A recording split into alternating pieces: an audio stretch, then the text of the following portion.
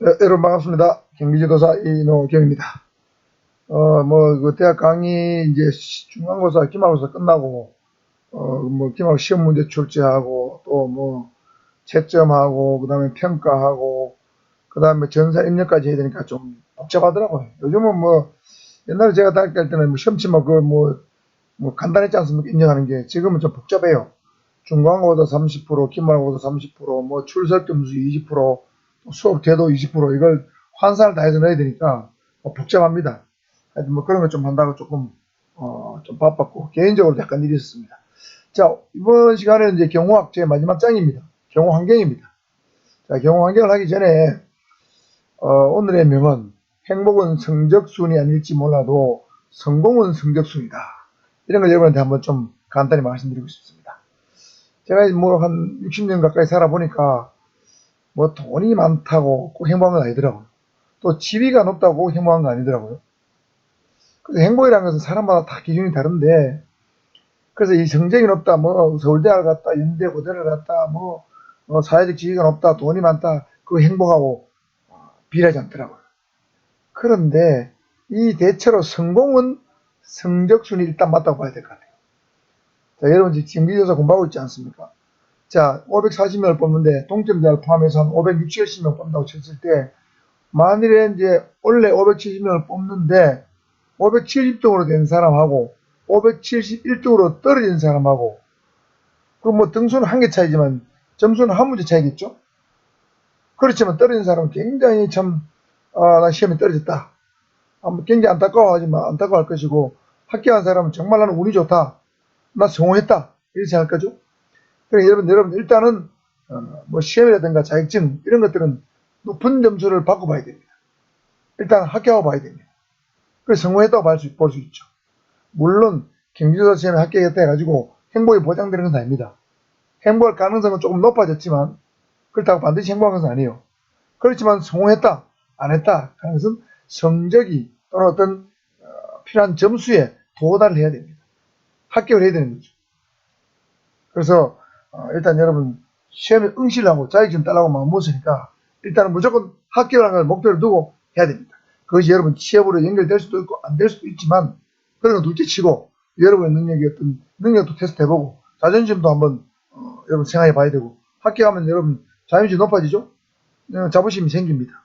근데 떨어지고 나면 나 왜 이것도 못하지? 나는 왜 이럴까? 자기감이 생기고 자존감이 떨어질 수 있습니다. 그래서 일단 시험은 붙어야 됩니다. 자, 오늘의 명은 이걸로 일단 마무리하고 본 강의 하도록 하겠습니다. 경호환경입니다. 경호환경이라는 건 간단하죠. 경호 대상자의 신변 안전과 관계인 모든 환경입니다. 이 대상자의 생존 안전에 영향을 미칠 수 있는 여러 가지 상황이나 조건이죠. 그래서 크게 보면 내적인 환경과 외적인 환경으로 구분이 되고, 또 이 외적인 환경은 일반적 환경과 특수적 환경으로 구분됩니다. 여기서 중요한 것은 일반적 환경과 특수적 환경을 구별하는 것이고, 특히 특수적 환경에는 어떠한 것이 있는가, 이것이 포인트가 되겠습니다. 자, 내적 환경은 경호 조직 또는 경호 기관, 경호 주체의 내부적 환경입니다. 다시 말해서 경호 조직 구성원의 어떤 자질이나 능력, 구성원의 숫자, 그 다음에 지휘 체계가 얼마나 잘 되어 있는가, 지휘 단일성 원칙이 잘 작동될 수 있는 그런 시스템을 갖고 있는가, 그 다음에 예산이나 재정 규모는 충분한가. 예산이나 재정 규모가 충분하면 경호를 잘 할 수 있죠. 여러분 페이스북의 창업자 주커버거는 자기는 연봉 1달러입니다. 연봉은 1달러를 쓰는데 경호 비용으로 100억을 쓴다고. 100억. 어마어마한 돈을 쓰죠. 주커버거를 죽이겠다고 하는 사람들이 굉장히 많은 거 봐요. 그런 문자라든가 이런 많이 들어온 것 같습니다. 그래서 그 사람의 신변 안전을 위해서 100억이라는 돈을 쓰고 있습니다. 놀라운 일이죠. 그래도 어떤 경호처도 경호 예산이 많아야 충분한 경호 인력을 확보할 수 있고, 충분한 경호 장비도 확보할 수 있고, 많은 정보 수집하는데도 돈이 들어가겠죠. 이런 것들은 전부 경호의 내적 환경입니다. 이런 것이 열악하고 문제가 있다면 경호를 성공적으로 이끌어가기 어렵다는 거죠. 외적 환경은 일반적 환경과 특수 환경으로 나눠진다고 그랬죠. 일반적 환경은 보통 우리 환경하면 정치, 경제, 사회, 문화입니다. 이런 환경이죠.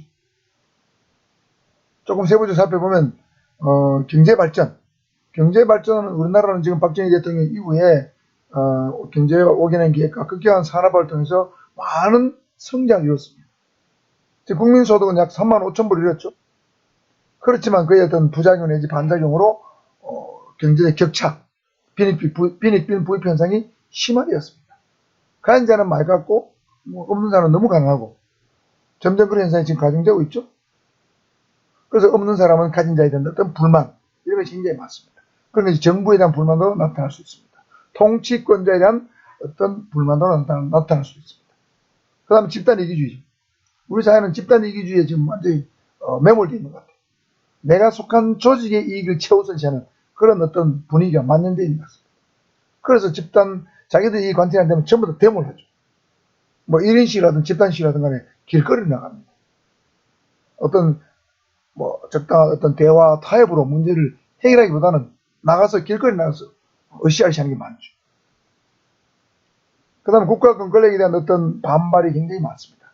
특히 이거는 경제 발전되어 있지만은 극경한 정치적 민주화, 권위주의의 어떤 파괴, 이런 거에 편승해서 경찰이라든가 국가 공권에 대해서 굉장히 도외시하거나 무시하거나 이런 일들이 굉장히 많습니다.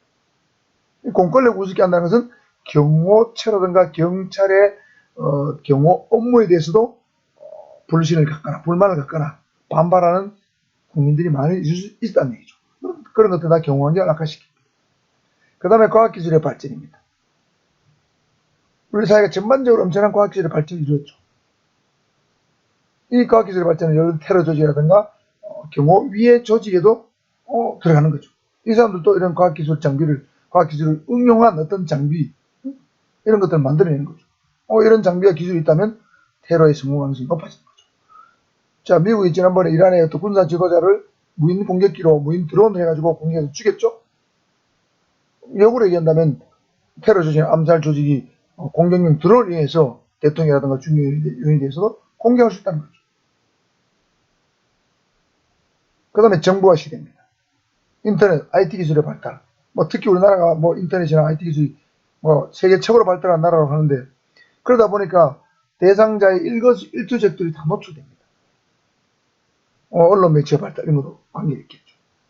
그러다 보니까 또, 테러 집단의 입장에서 보면 범죄 정보, 테러 위의 정보의 교환이 서로 용이하게, 신속하게 이루어집니다. 그러다 보니까 경호 조직 입장에서 보면 위의 기도를 예측하기 곤란하고, 또 위해가 발생할 때 원인을 규명하기 곤란하고, 범인 검거가 곤란합니다. 사실 우리 9.11 테러가 일어났지만 9.11 테러가 첫 비행기가 2001년도 9.11 테러 때 2대의 비행기가 세계무역센터를 강타했지만 첫 번째 비행기가 제1 무역센터에 충돌했을 때에도 우연한 실수인 줄 알았습니다. 우연한 사고인 줄 알았습니다. 그런데 몇 분 있다가 제2 비행기가 제2 무역센터를 강타하죠. 그때서야 비로소 테러인 줄 알았습니다. 이게 예측이 어렵습니다. 그런 끔찍한 테러를 할 걸 그 당시 예측 못했던 거죠.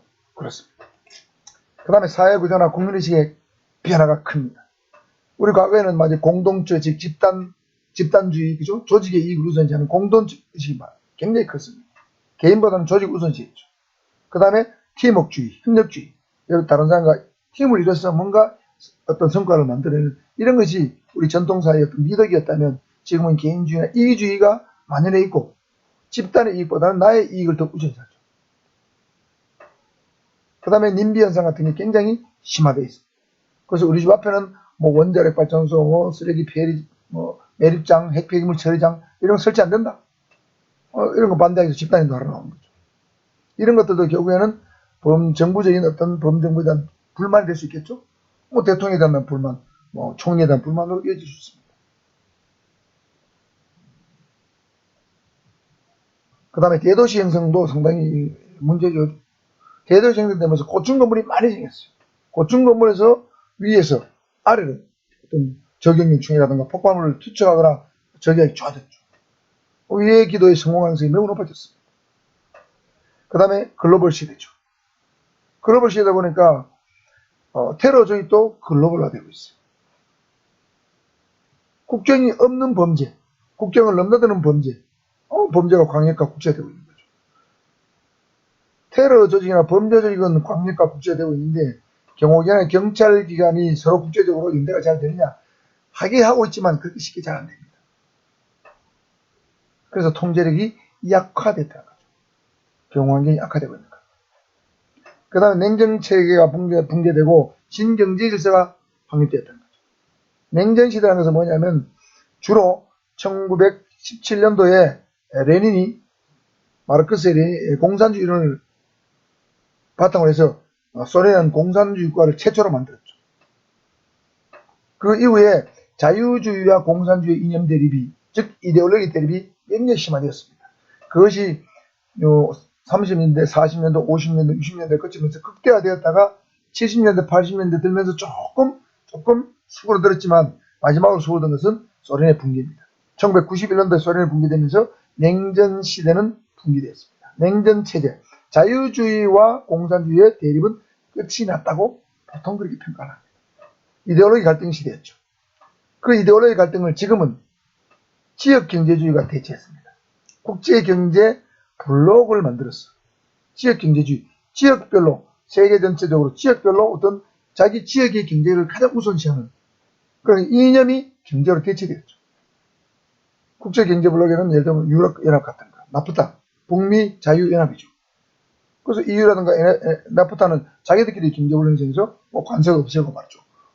그 다음에 이동도 자유롭게 하고, 비자도 필요 없고. 이런 것들이 이제, 만들어지면서 새로운 경호 위환경이 조성되고 있습니다.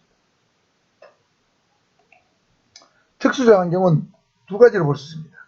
대상자의 생존과 안전에 직접 영향을 주는 어떤 암살, 테러, 이런 거 하나 하고, 특정 시점에서 특정 국가가 직면하고 있는 특수한 여건, 이것도 특수적 환경을 부릅니다.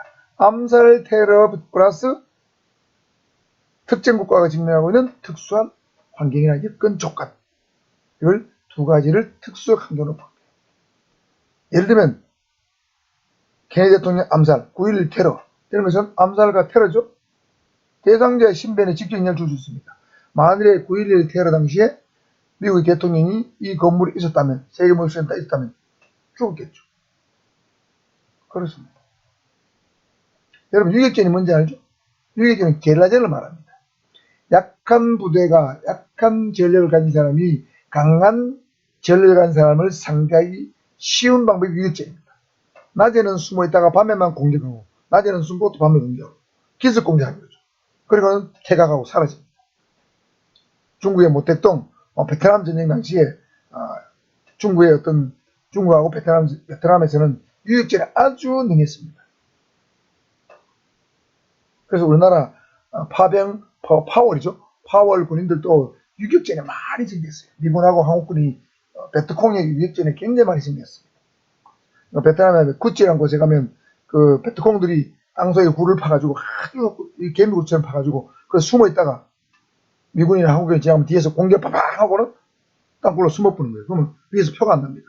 구찌라는 곳에 저는 아직 못 가봤는데 한번 가볼 예정인데 유격전에 대가들이었습니다. 그래서 사실은 베트남전에서 미국이 실패를 한 거죠. 그 다음에 북한의 도발 위협, 우리나라만이 직면하고 있는 위협이죠. 북한이 지금 핵을 갖고 있죠. 그 다음에 심각한 경제난, 체제 불안정, 이런 것들은 언제든지 우리나라에 대한 위협이 될 수 있습니다. 1968년도 1.1 사태, 청와대를 침입하기 위해서 김신조 일당이 일당들 간첩 31명이 강원도를 통해서 넘어왔죠. 청와대로 가다가 종로경찰서 입구에서 그 부근에서 전부 다 섬멸되었습니다. 그 다음 최근에 있었던 천안함 격침, 연평도 포격, 이런 것들이 언제든지 일어날 수 있다. 그 다음에 이란이나 이라크의 파병을 함으로 인해가지고 이런 나라에서 우리 국민 또는 우리 군인에 대한 테러가 일제 일어나고 위협이 또 고조되고 있다는 거죠. 그 다음에 종교 간 문명 간 충돌 현상. 자, 종교 간 충돌 현상은 지금 큰 틀에서 보면, 세계적으로 보면, 과격한 이슬람 해교 종교죠. 해교하고, 그 다음에 기독교와의 대립입니다. 미국이나 영국은 다 기독교 문명이죠. 기독교와 해교의 대립, 기독교 문명과 회교 문명의 대립, 이런 걸 인해 가지고 9.11 테러가 생겼다고 해요. 자살폭탄 테러도 주로 과격한 회교주의자들이 많이 하죠. 이슬람주의자들이 많습니다. 이런 테러들은 요즘 말하면 뉴테러리즘 부릅니다. 뉴테러리즘. 전통적 테러리즘이 아니고 뉴테러리즘 부릅니다. 피해 규모가 어마어마한 상상을 초월합니다. 예측이 안 됩니다. 그리고 어떤 생중계를 하죠. 이런 것들이 뉴테러리즘 불러요. 나중에 설명할 게 있을 겁니다. 이런 것들도 크게 보면 특수적 환경을 볼 수 있다. 그 다음에 소수민족 테러 단체들의 테러나 투쟁이 증가하고 있다는 거죠. 대표적인 것을 보면 검은 가부란 단체가 있어요. 검은 가부란 단체는 뭐냐면 체첸공화국의 내전으로 인해 가지고 많은 남자들이 죽었어요.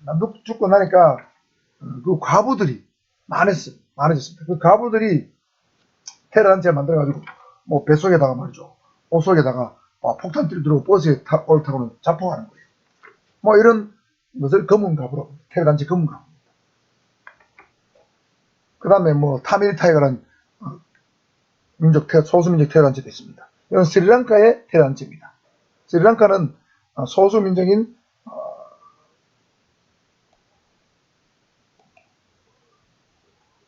타밀족과 아주 다수민족인 싱갈라족이 있어요. 이 소수민족인 타밀족이 다수민족에 대해서 불만이 있으니까 다수민족이 테러하는 거죠. 이런 단체 이름을 타밀 타이거. 타이거는 호랑이죠. 타밀족의 호랑이란 이름의 단체가 있습니다. 이런 것도 증가하고 있죠. 그 다음에 증오범죄 증가하고 있습니다. 예를 들면 소수 인종과 민족에 대한 증오범죄. 최근에 있었죠. 미국에서 우리나라 사람 또는 아시아인에 대한 어떤 이유 없는 어떤 테러 범죄가 굉장히 늘었죠. 그 다음에 종교적 편견을 갖고 하는 어떤 증오범죄. 장애인, 노인 또는 여성을 향한 어떤 이유 없는 증오범죄. 이게 굉장히 증가하고 있어요. 이런 것들도 특수한 어떤 특수적 환경에 속한다. 자, 정리를 해보면 특수적 환경은 암살, 테러, 유격전, 북한의 도발 위협, 이라크 파병, 종교 문명 간 충돌, 서수민족 테러 단체의 테러 증가, 그 다음에 증오범죄 있습니다. 이런 것들이 특수적 환경으로 보시면 되겠습니다. 다음은 일반적 경우 위의 요소입니다. 위의 유형을 먼저 살펴보면 성격에 따른 분류가 하나 있고 주체에 따른 분류가 있어요. 성격과 주체. 성격에 따른 분류는 자연적 위해냐, 인적 위해냐, 또는 특정한 위해냐. 이 세 가지입니다. 자연적으로 발생하는 것이냐, 고의과실로 발생한 것이냐, 또는 아주 특별한 어떤 원인에 의해서 발생한 것이냐. 크게 세 가지로 분류한다는 거죠. 자연적 위해는 자연재해입니다. 홍수, 지진, 해일, 폭풍, 폭설, 이런 거죠. 지금 캐나다에서는 최근에 49도까지 올라가면서 많은 사람이 죽었죠. 이거 지금 대통령한테 직접 위해를 가지 않겠지만, 하늘의 폭염 속에서 경호를 한다고, 야외 뜨거운 곳에서 경호원들이 경호를 한다고 치면, 경호원들의 집중력이 굉장히 떨어질 겁니다. 그 틈을 노려서 경호 대상자들이 공격할 수 있다는 거죠. 인위적 위해는 인위적, 고의가설로 야기되는 각종 범죄나 화재나 교통사고 같은 겁니다. 교통사고를 가장해서, 대통령이 타고 있는 행렬에 충돌할 수도 있겠죠? 그럴 수 있습니다. 그 다음에 특정한 예유 중요합니다. 요거는 원전의 방사능 누출 같은 거. 자, 여러분, 원전을 공개하게 되면 방사능이 누출될 가능성도 매우 있겠죠? 물론, 고리 원자력 같은 데는 이 1.6m 두께의 고강도 콘크리트, 강화 콘크리트이기 때문에 북한의 스커드 미사일도 그걸 뚫지 못한다고 해요. 일본하고 우리나라 원전은 약간 만들어진 구조 자체가 약간 달라요. 그래서 우리나라는 굉장히 견고하게 만들어져 있습니다. 안반 위에. 그래서 방사능 누출 가능성은 매우 약하지만 그래도 누출된다면 위험하겠죠.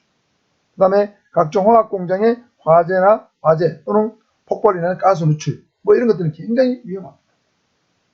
이런 사고가 굉장히 많이 발생했죠. 중국에서도 많이 발생했고 우리나라도 많이 발생했어요. 불상가스나 페놀 같은 거 유출됐다. 엄청난 불길입니다. 중국의 화학공장 무슨 항구 주변에 화학공장 폭발한 거 영상 보면 말이죠. 정말 이거는 원자폭탄이 터진 것 같을 정도로 어마어마했습니다. 이게 특정한 위해로 부른다. 그러나 백화점 날치기 이거를 특정한 위해로 분류하는 학자도 있습니다. 특정 시설물 안에서 발생하는 특정한 범죄. 여기 일반 범죄는 여기 들어가는데 백화점 날치 같은 건 특정한 위험은 합쳐질 수 있어요. 이건 조금 애매합니다. 그 다음에 특정 대상인 정치인이나 기업인 등에 대해서 어떤 테러를 했다. 위해를 가했다. 이걸 특정한 위해라고 합니다. 우리나라도 뭐 대통령이 지난번에 대통령한테 신발을 뛴 사람도 있었죠. 그 다음에 우리 사드 반대에 대해서 황교안 총리가 군이 시청인가 군청 갔을 때 아주 꽝꽝 얼은 물병을 떠닌 경우도 있었죠. 이런 것들은 다 특정한 위해를 볼 수 있습니다. 그 다음에 주체에 따른 분류를 따라 살펴보면 인적 위해서와 물적 위해서로 나눌 수 있죠. 이게 사람이죠. 시국불만자, 요시찰자, 보안처분을 받은 사람, 공격형 정신병자. 정신병자 전부가 아니고 공격형 정신병자입니다. 이런 사람들은 굉장히 경호할 때, 경호 자격론에 가보면 경호할 때 굉장히 요주의 인물입니다. 그래서 아주 정밀 추적을 해서 면담도 해보고 추적도 해보고 이행도 해봐야 되겠죠. 그 다음에 외국인도 일반적으로 인적 위해서로 분류를 합니다. 외국인들 기분 나쁘겠지만 일단 교재는 그렇게 되어 있습니다. 그 다음 물적 위해서는 경우에 직접적으로 위해 원인이 될 수 있는 위험물. 예를 들면 글자 잘못됐는데 구가 아니고 갈로입니다. 각종 총기, 화약류, 폭발물 같은 거. 이건 위험물이죠. 그 다음에 간접적으로 위해가 되거나 위해자에게 이용될 수 있는 자연물, 인공물. 예를 들면 우리 안전검칙할 때 보면 안전검칙할 때는 방에 들어가서 어떻게 하는데 액자 같은 거, 벽에 있는 구멍 같은 거 이걸 확인해 봐라. 액자나 시계가 걸려있으면 전부 다 뜯어내고 뒤에 벽을 확인해라. 그 다음에 거울 같은 것도 뒤에 뜯어내고 다 봐라. 양탄자도 드러내서 밑을 다 확인해라. 폭발물 같은 게 있을지 모르니까. 이런 건 다 자연물, 인공물이죠. 그 다음에 자연물, 예를 들면 약간 구릉지, 야산, 이런 것들도 야산 위에서 공격할 수 있죠. 그런 걸 감재고지라고 부른다 했지 않습니까? 이런 것도 물적 위해서로 분류합니다. 물론 여기는 주체단 분류에 인적 위해서와 물적 위해서 두 가지 분류해놨지만 사실은 우리 경호자격론에 들어가서 안전검칙할 때는 인적 위해서 배제활동, 물적 위해서 배제활동, 지리적 위해서 배제활동 세 가지를 나누죠. 그렇지만 경호 위해서를 얘기할 때는 그냥 인적 위해서와 물적 위해서 두 가지만 분류한다. 이 정도로 알아두시면 되겠습니다. 위험물, 자연물, 인공물을 물적 위해서 분류한다. 그 다음은 경호 위해 조직 또는 테러 조직의 특성입니다. 자, 이건 중요합니다. 크게 볼까요? 동심원적 구조다, 전문성을 갖고 있다, 매우 폐쇄적인 구조다, 매우 정하고 치밀한 조직이다. 가장 중요한 것은 이겁니다. 동심원적 구조. 대부분의 조직은 여러분 피라미드 구조입니다. 이렇게 피라미드 구조죠. 경호처장, 차장, 무슨 본부장, 그 다음에 밑에 직원들이 있습니다. 이 대부분의 조직은 다 피라미드 구조예요. 근데 이 경호 조직, 테러 조직만을 동심원적 구조로 학자들은 분류합니다. 동심원은 여러분 연못에 돌을 탁 던지면은 가운데에서부터 바깥으로 원이 쫙 물결이 퍼져나가죠. 이게 동심원이잖아요. 그래서 이 동심원적 구조는 제일 가운데에 있는 조직, 지도자 조직을 부릅니다. 그 바로 바깥에 직접 행동을 하는, 비행기를 몰아가서 들이박는 행동 조직이 있다는 거죠.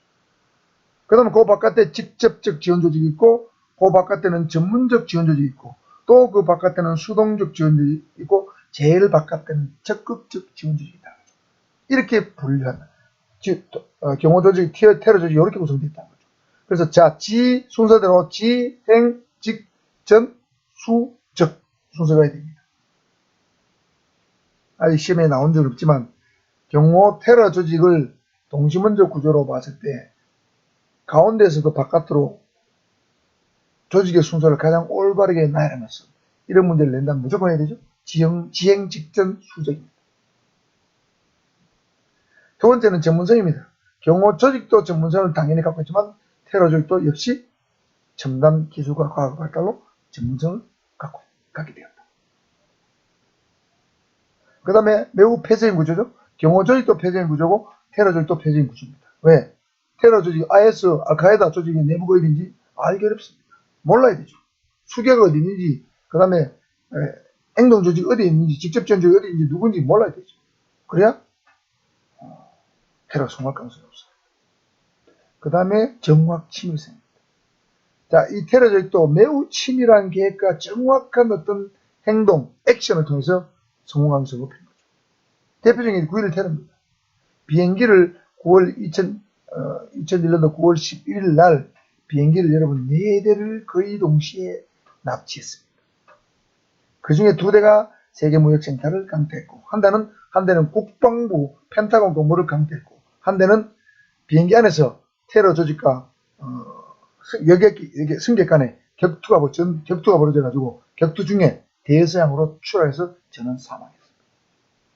자, 중요한 것은 여객기를 납치했는데 그 비행기를 몰고 여객기를 몰고 정확하게 세계무역센터 제1, 2무역센터를 그대로 정면으로 정통으로 충돌했다는 거죠. 목표를 정확히 타격한다는 거죠. 이게 테러의 특성입니다. 동심원, 전문성, 폐쇄성, 종합침입성. 그 중에서 전문성과 폐쇄적 구조는 경무 조직과 동일하다. 이렇게 보시면 되겠습니다. 자, 다음은 테러 조직의 유형입니다. 유형. 자, 지행 직전 수적이라고 그랬죠? 자, 테러 조직은 각각 6가지 조직이 있는데 어떤 역할을 하는가? 이거 잘 알아둬야 됩니다. 매우 헷갈립니다. 지도자의 말을 하려도 알겠죠? 오사마 빈라덴 알카에다의 지도자였습니다. 한 명밖에 없죠. 조직의 중심축입니다. 지령을 내리고 모든 정책과 테러 계획을 총괄적으로 수립하는 조직으로 보면 되겠습니다. 그 다음에 이걸 테러를 직접 실행하는 조직은 행동조직이죠. 비행기를 들이받은 조직, 자살폭탄 테러를 하는 조직.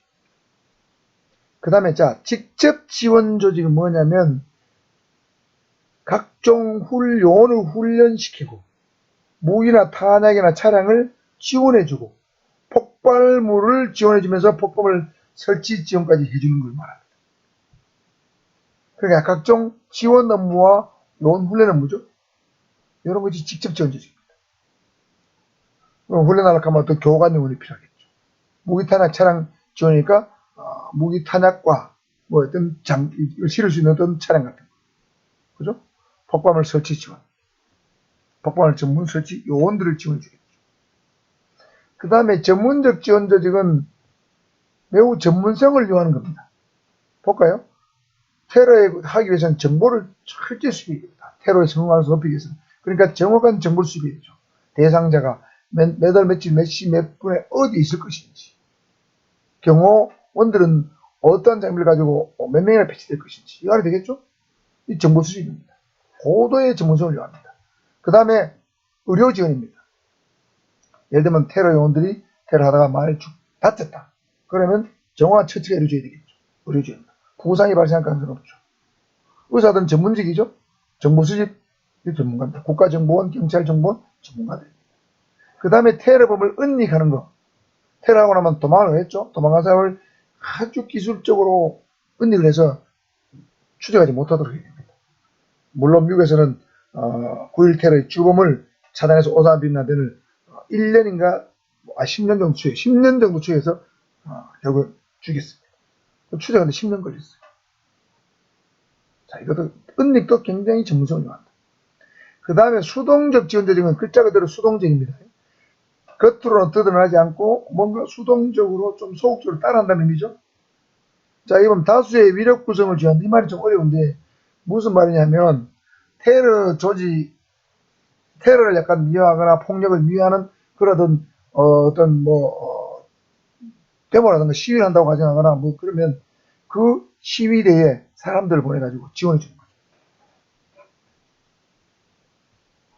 이게 다수 위력 구성 지원입니다. 그 다음에 간접적으로 테러 조직을 지원하는 정치적 전위 집단의 후원자 그룹입니다.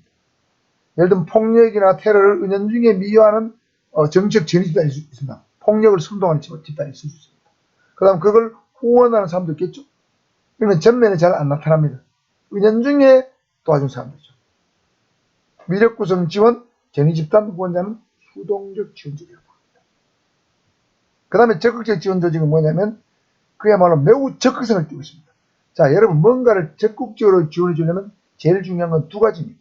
돈을 지원해 주거나 자금을 지원해 주거나 조직을 확대한다. 조직원을 충원시켜 주거나 아주 훌륭한 조직원을 차단해서 충원시켜 주면 굉장히 좋죠. 이게 두 가지입니다.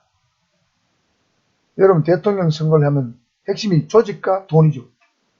기본적으로 그래서 대통령 국회의원들은 말이죠. 무슨 산악회니 뭐니 그런 조직을 많이 갖고 있어요. 그 다음에 산악회 회장들이 전부 다 돈을 대요. 직접 되면 선거 위반이 되니까. 제가 사회나 보이 그렇더라고요. 자금과 조직이 결국에는 모든 걸 성공시키는 적극적으로 성공시키는 근간입니다. 그래서 이게 적극적 지원조직입니다. 그래서 이게 자금과 조직이 만들어지면 그 사람들 데리고 훈련시키고 각종 무기 탄약을 차량을 지원해주고 보건소를 지원하는 것은 바로 직접 지원 조직입니다. 그래서 직접 지원 조직과 적극 지원 조직 두 가지 잘 구분해야 됩니다. 아시겠죠? 그 다음에 수동적 지원 조직, 이거는 전위집단, 후원자 그룹, 위력 구성 지원 이런 걸 보시면 되겠습니다. 그 다음에 의사하고 정보관들은 전문가들이다. 이렇게 이해하면 되겠죠? 그렇게 해서 잘 구별해 두시길 바랍니다. 자, 이렇게 해서 오늘 뭐 제7장 테러 조직의 유형까지 한번 살펴봤습니다. 이 분야에서도 한 문제 정도 나올 가능성이 있으니까 여러분 잘 암기하시고 이해해 주시길 바라면서 오늘 영상 여기서 마치도록 하겠습니다.